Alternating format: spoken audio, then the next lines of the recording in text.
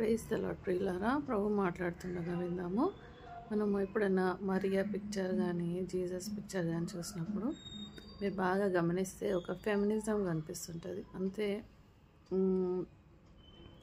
ఆ పిక్చర్స్లో చాలా మటుకు శాంత స్వభావము, ప్రేమమయంగా మొత్తం అట్లా లవ్, ఇంకా దీనంగా వాళ్ళకే ఒకరు హెల్ప్ కావాలన్నట్టు ఉంటారు. సో అలా ఉండడం వల్ల మనం ఏమవుతున్నామంటే వాళ్ళ అలాంటి క్యారెక్టర్ కలిగి ఉంటారేమో, వాళ్ళంతా దీనంగా ఉన్నారు, మనమే వాళ్ళకంటే స్ట్రాంగ్ ఉన్నామేమో అనిపిస్తుంటుంది.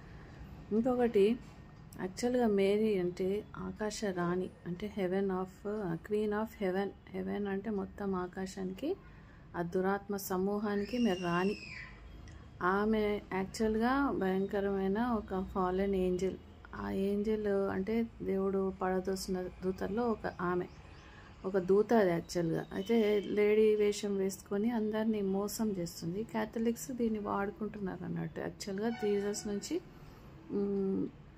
ప్రజలను దారి తప్పించడానికి క్రైస్తవ్యంలోనే ఉంచుతారు వాళ్ళను, కానీ వాళ్ళు పూజించేది అదంతా కూడా మరియమ్మను. మరియా అనే ఇంపార్టెన్స్ బైబిల్లో లేనే లేదు. ఆమె ఎక్కడో 2-3 సార్లు ఒక అధ్యాయంలో ఉంది అంతే. షీ వాజ్ బ్లెస్డ్, అంతకంటే ఎక్కువ ఆమెకి ఎటువంటి దైవత్వము లేదు. కానీ జీసస్ని ఇన్ఫెంట్ చేసేసి ఆ మేరీని హెచ్చించి జీసస్ బదులు మేరీని పూజిస్తున్న క్రైస్తవులు లోకమంతటున్నారు. వాళ్ళే ఎక్కువ ఉన్నారు, ఎంతో పర్సెంట్. ఓకే, సో సాతాను దీని విషయంలో సక్సీడ్ అయ్యాడు. కానీ పాపం ఈ ప్రజలు తెలిసినా కూడా దాంట్లో పుట్టడమో ఏదో కారణాల బట్టి వాళ్ళు సాతానును పూజిస్తున్నారు, ఒక ఫాలెన్ ఏంజల్ని పూజిస్తున్నారు. జీసస్ ఫోటో కూడా మీరు చూడండి, ఎంతో దీనంగా ఉంటాడు, ఎప్పుడు క్షమించినట్టే ఉంటాడు. అట్లా ఉన్నాడు దేవుడు. భయంకరమైన కోపంతో, ఆయన ఉగ్రతతో తన శత్రువులను సాతానును ఆయన శిక్షించినట్టు.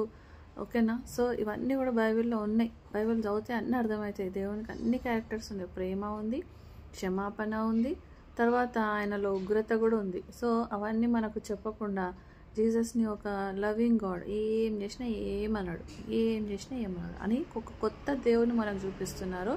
అంటే పాపం అంటే భయం లేకుండా చేస్తున్నారు. అలా ఉండదు ప్రియులారా. బైబిల్ చదివితే దేవునికి ఎంత కోపం వస్తుందో బైబిల్లో అన్నీ ఉన్నాయి. కాబట్టి మోసపోవద్దని ప్రభు తెలియజేస్తున్నాడు. ఆకాశ రాణిని పూజిస్తారా, నిజమైన దేవుణ్ణి పూజిస్తారా, మీ ఇష్టము. దేవుడు దీవించుగాక. ఆమేన్.